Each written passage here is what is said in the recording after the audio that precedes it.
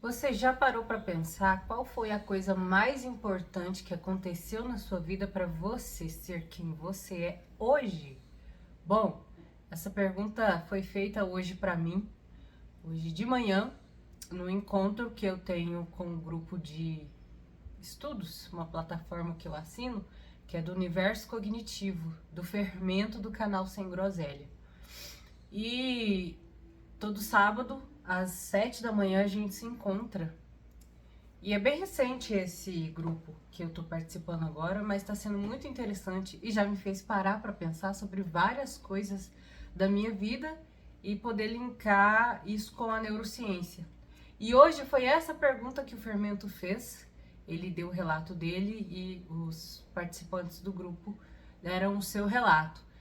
E quando eu parei para pensar, eu poderia falar de vários momentos importantes da minha vida que fizeram ser quem eu sou hoje. Só que quando eu vou olhar a raiz de todos esses momentos, de todas essas situações, sempre tem uma pessoa em comum que fez isso possível. E é dessa pessoa que eu vou falar aqui hoje.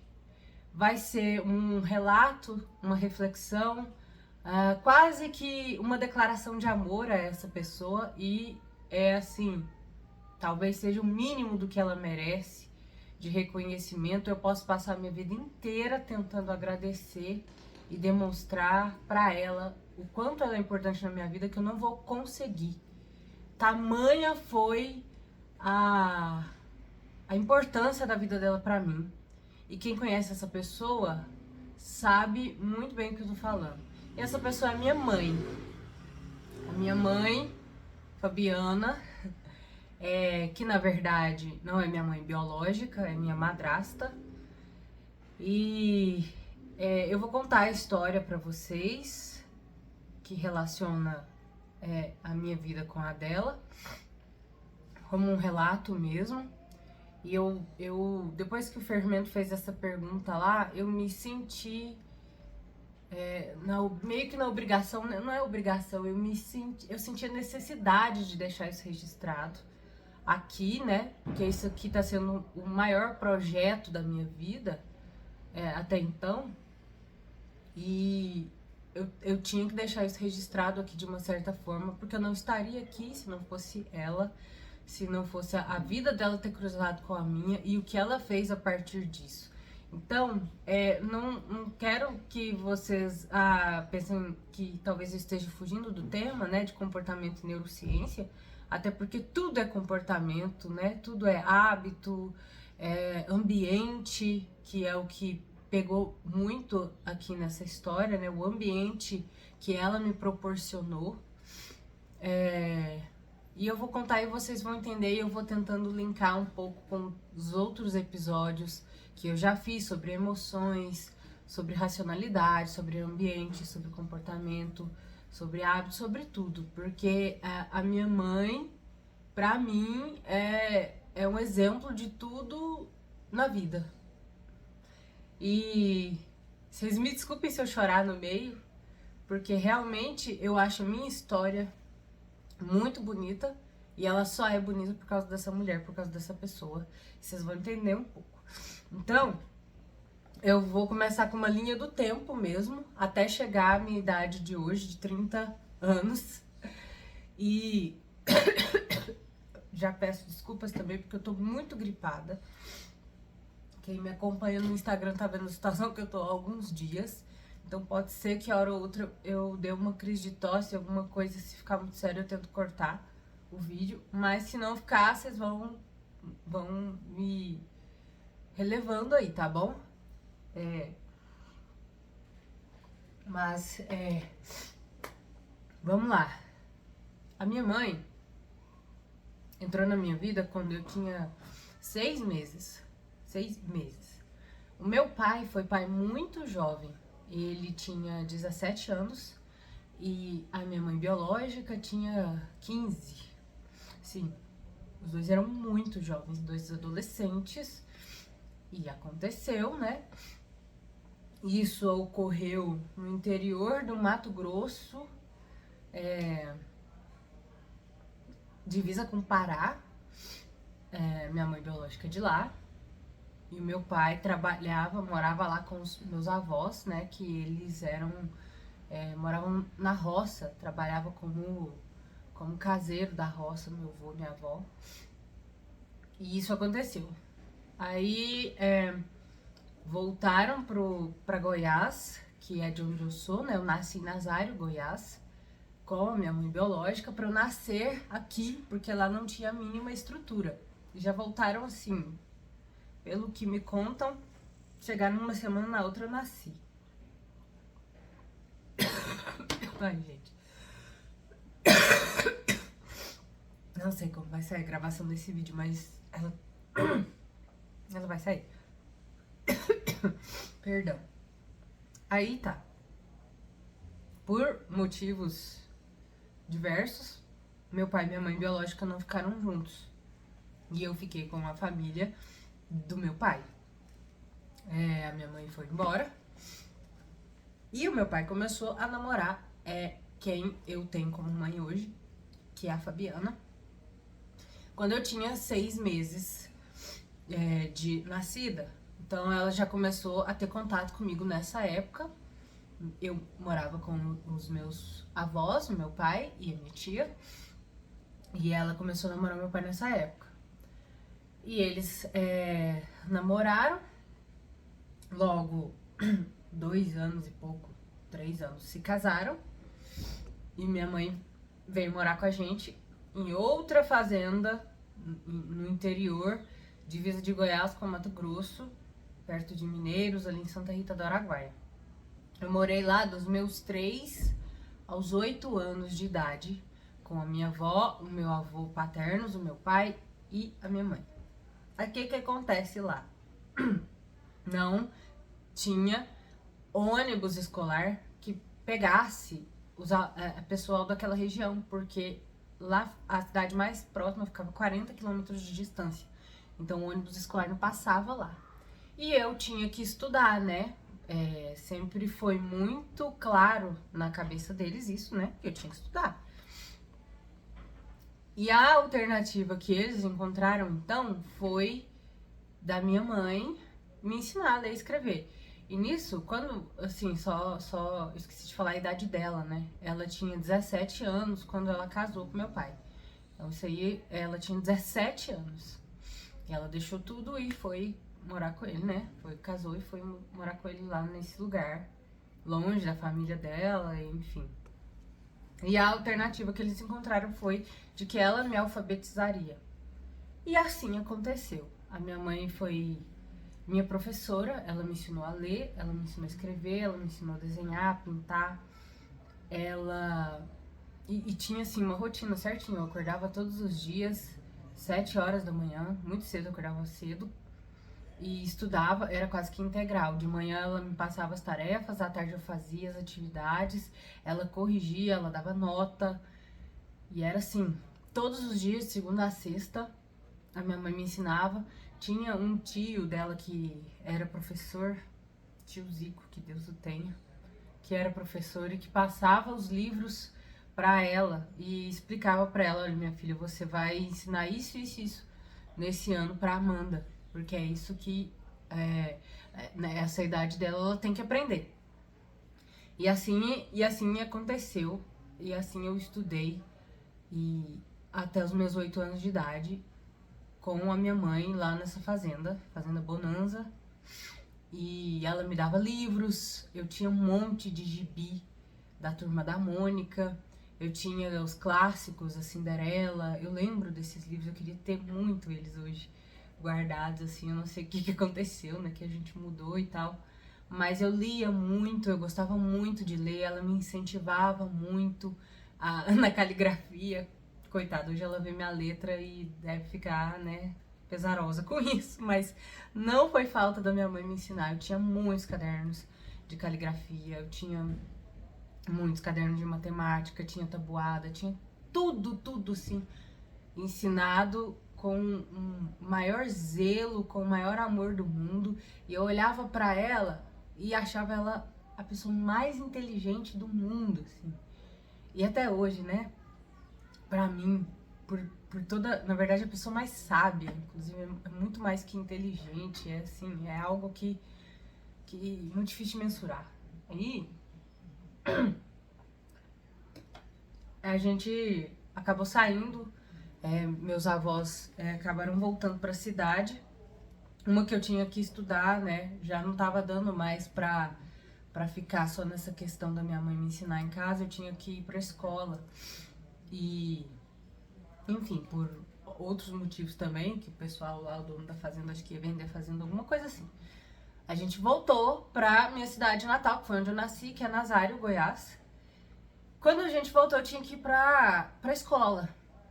E aí eu não ia pro pré, né? Eu já tinha 8 anos, eu já tinha idade pra ir pra terceira série. Minha mãe foi na escola, levou esses cadernos, todo o material que eu tinha, que ela me ensinou durante todos esses anos e explicou para os professores o que aconteceu, né? E eles avaliaram ali que nível que eu estava.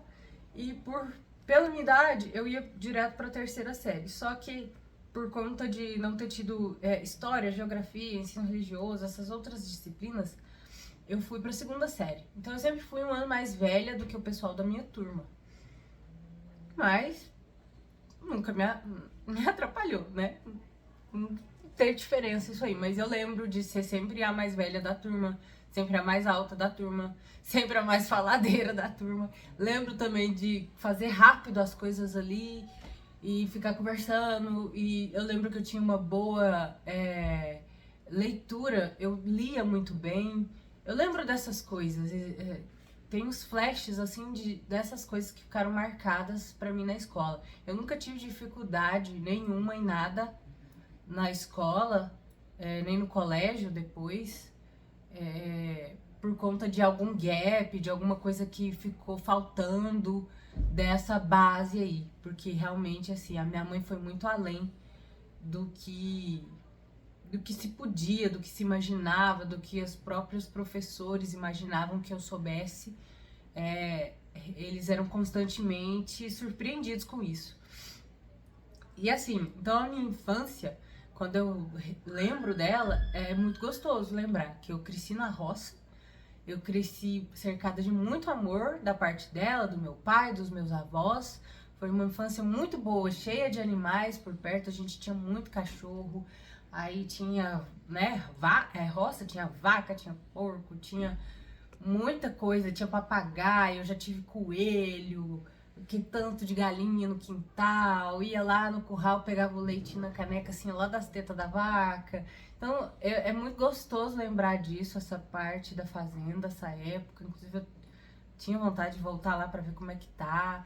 E a gente tinha muitos momentos que a gente hoje em dia talvez não dá valor, mas eu daria tudo pra voltar assim e ter esses momentos com eles novamente, de sentar embaixo do pé de manga e chupar manga, de pegar as frutas lá no pomar, tinha pé de caju, nossa, tinha tudo lá, tinha tudo que a gente precisava pra viver.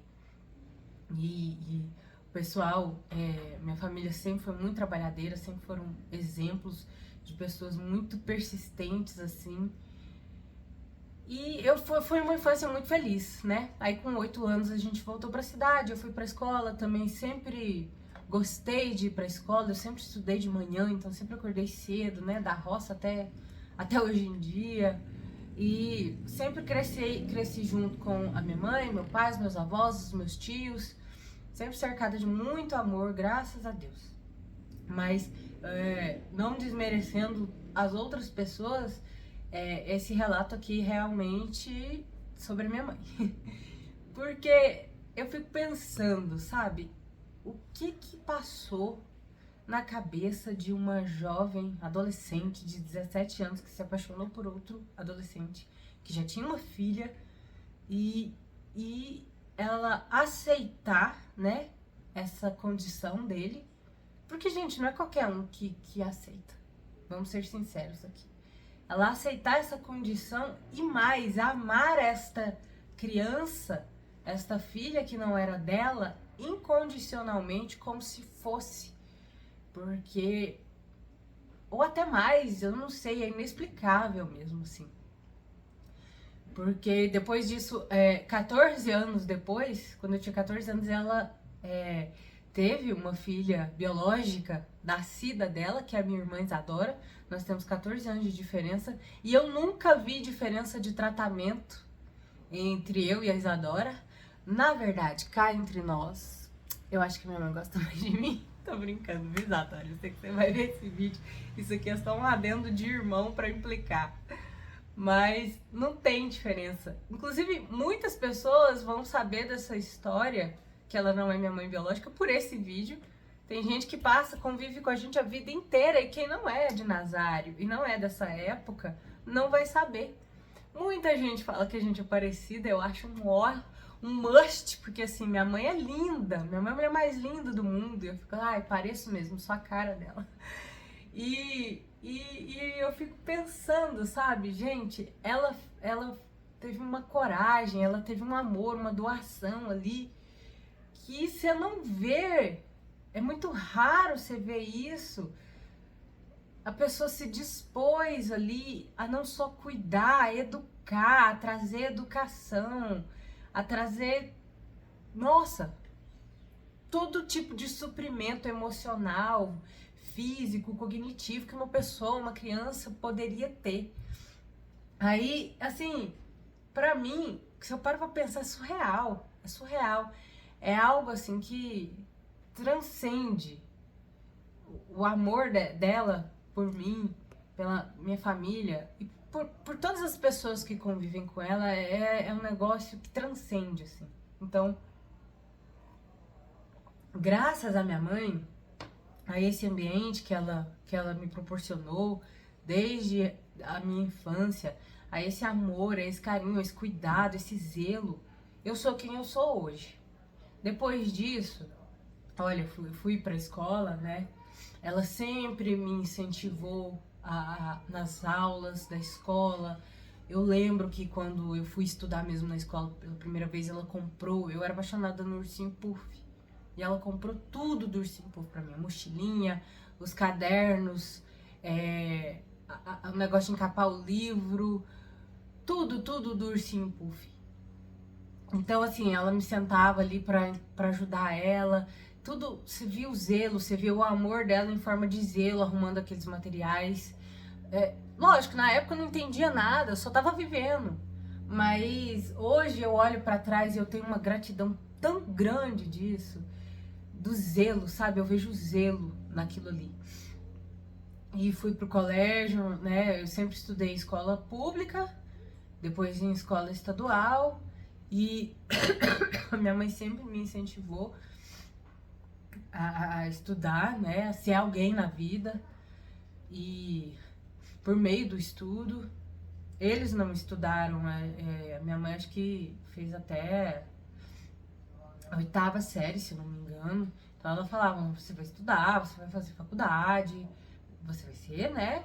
Você vai ter uma profissão, enfim, porque ela almejava, claro, uma vida melhor do que a que eles tiveram pra mim e pra minha irmã e para as gerações futuras, né, como um todo.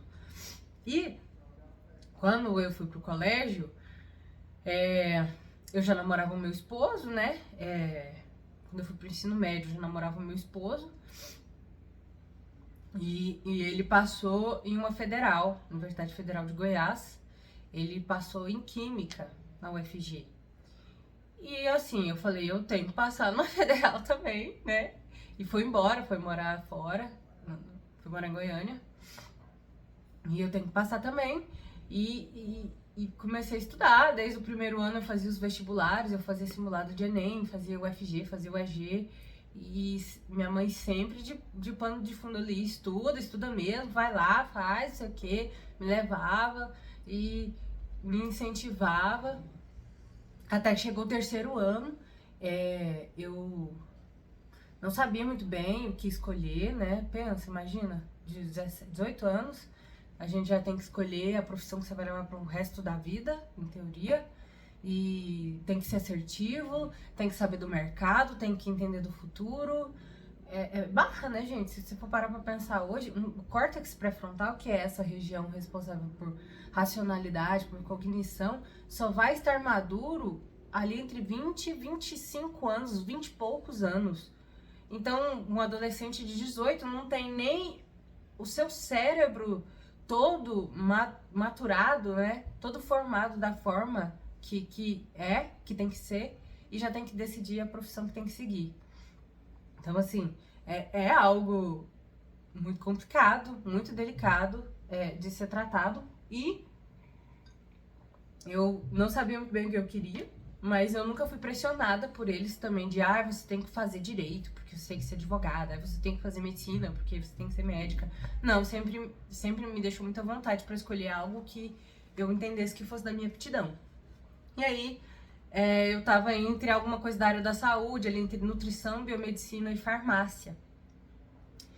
Como eu vinha de escola estadual, eu fui realmente estratégica em pensar, eu vou pegar uma dessas que a nota de corte para entrar seja menor, porque eu vou ter mais chance. Assim, pensando assim mesmo. No meio disso, fiz um intensivão de um cursinho por 3 meses, porque na época ainda existia Enem e UFG. O vestibular do Enem e da UFG. Hoje tudo é só o Enem, né? Tudo é pelo SISU. E aí, eu fiz o vestibular do Enem em outubro, ainda estudando, terminando o 3º ano. E o da UFG, eu lembro que ela tava de greve no ano de 2012. E eles adiaram o cronograma do vestibular da UFG. E com isso eu fiz um intensivão, um cursinho em Goiânia, por 3 meses, pra estudar para esse vestibular da UFG. E na UFG, eu escolhi engenharia de alimentos, não sei por que cargas d'água. Eu não, realmente assim, não teria virado nesse curso, por conta da parte de exatas. E eu sei que nessa época aí, pra fazer esse cursinho, eu tinha que mudar pra Goiânia, porque era um intensivão, então começava às 7 da manhã, a gente saía de lá 6 da tarde, de segunda a sexta, sábado e domingo tinha simulado, foi assim, pauleira. E por mais que a minha cidade era perto, não dava pra eu ir e voltar todo dia, ia ficar muito caro, já tinha o valor do cursinho. E a minha mãe foi a pessoa que bateu o pé lá dentro de casa e falou, você vai fazer esse cursinho e você vai ficar na casa dos seus tios, irmãos dela, enquanto você estiver fazendo esse cursinho, e você vai dar o máximo de si e ver o que vira. E assim, eu lembro que meu pai não queria muito, né? Meu pai é bem protetor, assim, e ele ficou meio assim com essa situação, mas a minha mãe falou, ela vai fazer. E nisso eu larguei, eu trabalhava na rádio da cidade, eu era locutora de rádio, pra quem não sabe, fica aí sabendo. E eu larguei a rádio, eu larguei o trabalho, e minha mãe falou, a gente vai dar um jeito. E fui. Fiz esse cursinho por 3 meses, esse intensivão, fiz a primeira etapa da UFG, passei, fiz a segunda etapa da UFG, que era escrita, a parte de exatas, a parte da redação, e estava esperando os resultados. Tanto do Enem, aí no Enem eu coloquei farmácia de opção, e no da UFG eu coloquei engenharia de alimentos. E tava esperando os resultados. Meus amigos, eu sei que eu passei nos dois, mas a primeira que saiu foi o Enem, só que no Enem eu passei em chamada pública. Que é assim, tem a primeira chamada, vai os alunos se matriculam. Tem a segunda chamada, vai os alunos se matriculam. São 50 vagas, né? Até preencher essas 50 vagas. Aí tem a terceira chamada, a quarta chamada, depende. Eu sei que a chamada pública é quando tá sobrando vaga, já foi todas as chamadas regulares. Eles chamam, por exemplo, se tem 3 vagas, eles chamam 9 pessoas na lista. E para uma reunião lá dentro da UFG, né, no caso, no centro lá de eventos, gigantesco lugar, vai todos os cursos, a chamada pública engloba todos os cursos que sobraram vaga, e você vai pra lá e eles vão chamando por ordem da nota do Enem. E aí tinha uma vaga pra escola pública e 2 universais. Eu sei que tinha 3 vagas pra farmácia, foram chamadas 9 pessoas e eu estava entre elas. Só que eu só fui entender esse negócio da chamada pública depois. Porque primeiro eu vi meu nome no edital e já saí comemorando achando que eu tinha passado na UFG. Fiz churrasco, fiz carreata na cidade, loucura. Só que eu nem sabia, não era garantido. Depois, no outro dia que o meu esposo, na época meu namorado, né, foi ler o edital e falou assim, meu bem, você não passou não? Eu, oi? É o quê? Aí tá, beleza. Foi eu, o Humberto e a minha mãe para esse dia fatídico. E, gente, chamou o primeiro nome, a pessoa levantou. E era da vaga universal. Chamou o segundo nome, a pessoa levantou. Aí foi chamar o terceiro, que era vaga de escola pública. Cota de escola pública. Chamaram meu nome. Nossa, minha mãe deu um grito dentro daquela sala. A gente tava lá no fundo, eu tava de cabeça baixa, assim, na cadeira, um Humberto de cabeça baixa. Ela falou, Amanda, sai lá! E aí ela já saiu na frente, assim, tipo assim, tá aqui, é minha, não precisa chamar mais ninguém. Foi uma loucura, assim. E eu passei e entrei em farmácia na UFG desse jeito. Depois veio o resultado do vestibular da UFG. Eu passei em engenharia de alimentos também, mas eu já queria farmácia. No cursinho eu entendi que exatas realmente não era a minha praia. Foi importante por conta disso. Mas eu entrei na UFG, eu fui a última vaga, eu preenchi a última vaga do curso de farmácia UFG 2013/2. Então, assim, eu era a pior nota do Enem a entrar na UFG naquele curso daquele ano. A rapa da rapa do tacho fui eu. E isso, hoje conto com orgulho, porque, assim, depois, né, passados 5 anos, eu estava entre as 6 pessoas que formaram no tempo correto.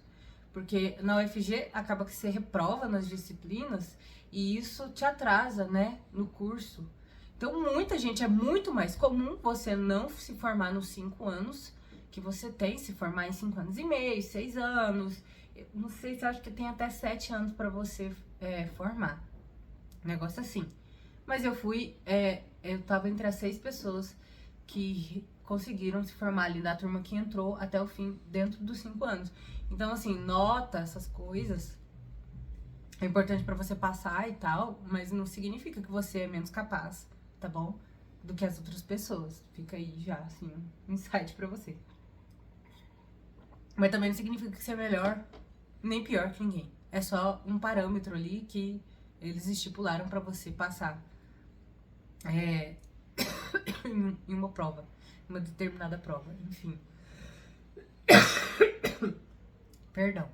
E assim, de novo, sempre a minha mãe me apoiando, me dando todo o suporte que eu precisava. Aí eu já tava em Goiânia, né?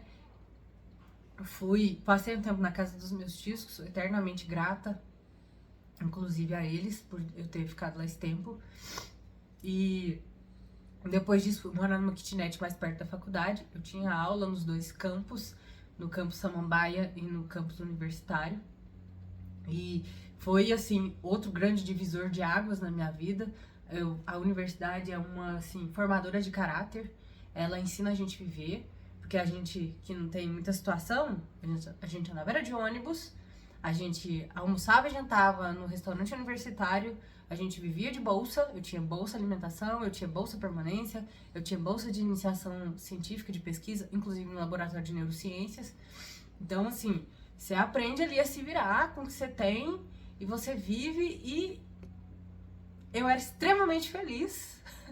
Quando eu falo da UFG, da época da faculdade, eu sinto muita saudade, porque apesar de todas as dificuldades que a gente passava ali, quando eu falo gente, eu lembro dos meus amigos, eu lembro do Humberto, eu lembro do Romário, meu cunhado, que também estudava lá, da galera que tava ali, era um apoiando o outro, e, cara, assim, forma. Se você for uma pessoa que tem uma índole, você forma um caráter ali, uma construção mesmo. Você aprende a conviver com pessoas diferentes, você aprende a respeitar. Porque pensa, eu vim de uma cidade de 8 mil habitantes, era uma bolha. E fui para uma universidade que só ela, sei lá quantos mil habitantes tem lá, quantos mil estudantes, 1000 alunos tem. Era gigantesco aquilo, era tudo gigantesco. Tudo que ela oferecia para mim era gigantesco. Então, só de chegar ali, numa universidade pública, uma menina que aprendeu a ler e escrever sentada num banco, numa roça, um banco que eu falo de madeira, uma mesinha de madeira, numa roça lá no interior de Goiás, e tá ali já por conta do que uma pessoa resolveu fazer na minha vida, que foi a minha mãe me pegar pra me ensinar a ler e escrever, já era assim, meu Deus, meu Deus. E aí, fiz a faculdade, terminei a faculdade. A minha formatura foi, acho que, o dia mais especial da minha vida. Ver meus pais ali, me vendo me formar. A formatura não teve baile, essas coisas. Foi a colação de grau, né? Que a universidade oferece de forma gratuita. E foi o dia que eu mais chorei na minha vida. Todas as fotos eu tô chorando. De emoção mesmo, assim, de gratidão. Ver os meus pais ali, me vendo nesse momento da minha vida, foi assim, o dia mais feliz da minha vida mesmo. E aí eu vim trabalhar, eu já tinha um emprego, já tinha conseguido um emprego na indústria farmacêutica antes mesmo da graduação, de finalizar a graduação. E mudei para Anápolis para trabalhar no polo industrial, que é o DAIA, ali no DAIA, que tem um polo industrial farmacêutico, que tem várias indústrias. Eu já trabalhei em algumas delas. Atualmente eu tô no Teuto, trabalho lá como analista de assuntos regulatórios sênior. Tem 6 anos que eu formei. E respondendo, né, a pergunta, né, o que foi de mais importante que aconteceu na sua vida para você, assim, para eu ser quem eu sou hoje, foi a atitude de uma terceira pessoa que entrou na minha vida, assim, coisa de Deus mesmo. Eu sou religiosa, sou cristã, católica, e eu acredito muito no que Deus tem reservado pra gente. E a minha mãe é a prova concreta pra mim de que anjos existem e de que eles intercedem pela vida da gente o tempo todo. E ela é um anjo vivo, materializado na vida das pessoas, porque ela passa. Eu tô dando meu relato aqui, mas eu poderia trazer mais 5, 6, 10 testemunhas que a minha mãe passou pela vida dessas pessoas e mudou a vida dessas pessoas para melhor de alguma forma, só com amor, só com carinho que ela tem para oferecer para as pessoas. Então, para finalizar, né, fechar, amarrar a história, a lição, né, a reflexão final que a gente deixa aqui, que eu fico com isso, o quanto que o ambiente que ela me proporcionou da infância até a adolescência, até hoje na vida adulta, me influenciando, me incentivando a sempre estudar, a sempre buscar estudar, a sempre buscar aprender, a sempre buscar ser alguém melhor, né, na vida. Tanto que isso foi importante, tanto que ter essa pessoa sempre ali me dando o alicerce, me dando uma base, né, essas pessoas, a minha família como um todo, sempre me incentivando a ser uma pessoa melhor, a sempre buscar mudar pelo estudo, né, que eles não tiveram oportunidade.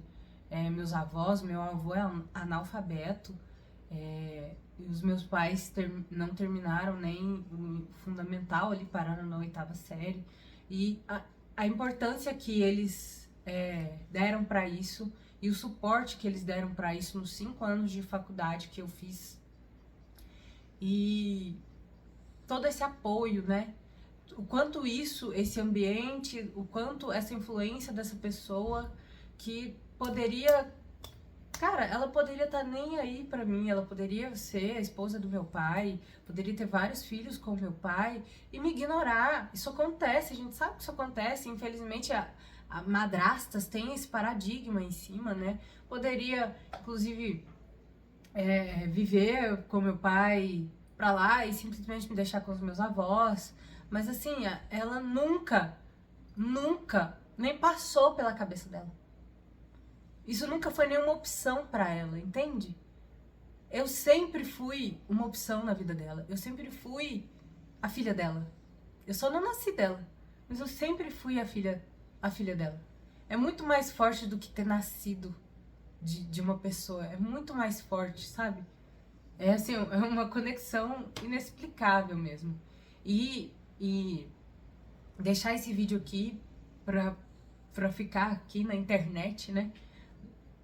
Pro resto da vida, que a internet existir, que eu existir, que a minha mãe existir. É assim, talvez o mínimo.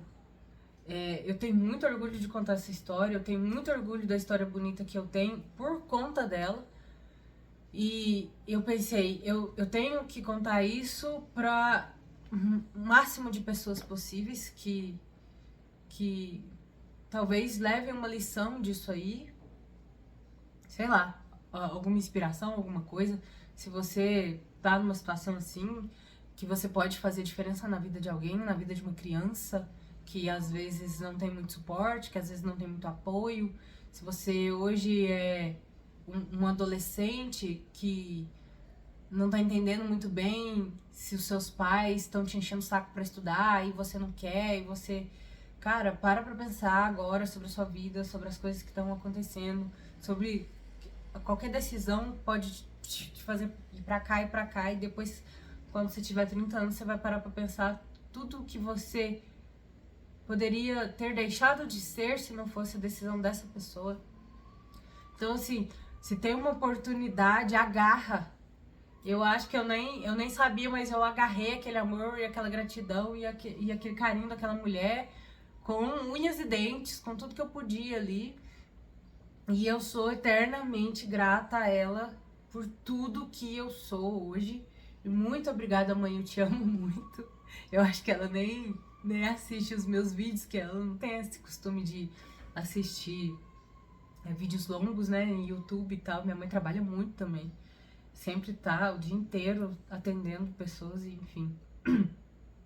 Mas, às vezes ela não tá nem entendendo o que é esse podcast. Mas, mais uma vez eu tô entendendo que o conhecimento, o aprendizado, o estudo tem a capacidade de transformar a vida, né? A minha vida sempre foi transformada por conta disso, desde que ela resolveu me fazer estudar lá na minha infância, até o incentivo dela de me fazer para faculdade na adolescência. E hoje, se eu sou uma pessoa que eu gosto de estudar, que eu gosto de ler, que eu tô aqui estudando neurociência, cara, eu sou farmacêutica industrial, não tem nada a ver na teoria. Tipo, devia estar fazendo uma pós em assuntos regulatórios? Deveria. Será? Enfim, não estou. Estou aqui estudando uma coisa que é uma paixão minha mesmo. E ter essa paixão pelo estudo, pela leitura, por buscar conhecimento, veio desse ambiente que ela me proporcionou. Então, eu não sei o que isso aqui vai virar, o tamanho que isso aqui, a proporção que isso aqui vai tomar. Eu tenho meus projetos pro futuro, depois que eu terminar a pós, já tenho outra pós para fazer. E eu tenho os meus projetos em relação a isso. Eu sou uma pessoa hoje que gosta de passar o conhecimento, senão eu não estaria aqui com um podcast falando de comportamento e neurociência. Eu gosto de passar isso, assim como ela fez questão de me passar, da forma que ela sabia. Talvez isso tenha reverberado em mim, em quem eu sou hoje, de querer passar o pouco que eu sei sobre comportamento e hábitos para as pessoas, para o máximo de pessoas que quiserem me escutar. Então, pode ser uma grande influência dela nisso aí, entendeu? E eu me senti realmente no dever de deixar esse capítulo aqui, esse episódio aqui, justamente para falar sobre a importância, né, de uma pessoa na sua vida, o ato de uma pessoa com você, de bondade, de amor, de zelo, de carinho, o que isso pode gerar em você, ainda mais quando você é criança, né? Que você pode se tornar com isso. Então, assim, muito obrigada mesmo, mãe, por tudo, e gratidão a Deus pela sua vida ter cruzado a minha. Eu não seria metade da pessoa que eu sou hoje se não fosse vocês, se eu falo com verdadeiro afinco, se eu sou quem eu sou, é por conta da senhora. Então,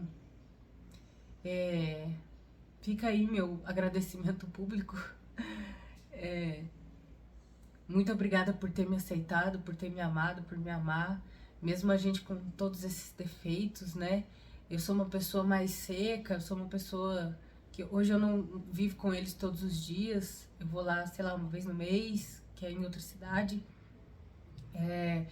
Eu gostaria de saber demonstrar melhor isso, esse amor todo que eu sinto, que ele é grande, mas às vezes eu não demonstro tanto quanto eu deveria. Mas saiba que a senhora tem uma admiradora que, nossa, quando eu falo eu transbordo, assim, de amor e de gratidão pela vida que a senhora me proporcionou. E eu sei que eu posso tentar o resto da vida, tentar pagar, né, tentar demonstrar, tentar te dizer o quanto a senhora é importante pra mim, que eu não vou conseguir. Eu não vou conseguir te demonstrar isso da forma como deveria, te retribuir isso da forma como deveria. Mas eu sei que a senhora tem um coração enorme e a senhora mesmo fala que só de ver a gente feliz, a gente bem, isso já paga tudo, né? Mas fica aqui então, gente, só esse episódio de agradecimento, de reflexão sobre a importância das pessoas na vida da gente mesmo. E até o próximo episódio.